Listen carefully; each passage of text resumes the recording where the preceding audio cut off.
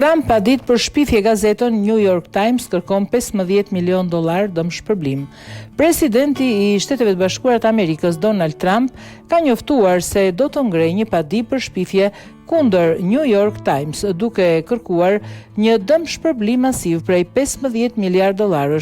Trump njoftoi padin përmes një postimi në platformën e tij Truth Social, teksa tha se do të ngrihet në Florida, por pa dhënë detaje, përveç se akuzën ndaj gazetës se ka gënjur për të familjen dhe aktivitetin e tij.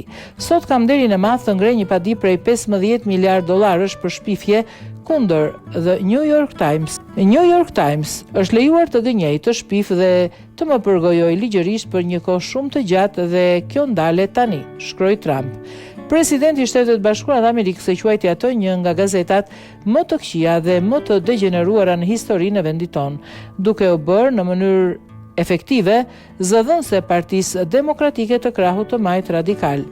Mbështetja e tyre për Kamala Harrisin u shfaq madje në mënyrë të spikatur në faqen e parë të New York Times, diçka që nuk është parë kurrë më parë.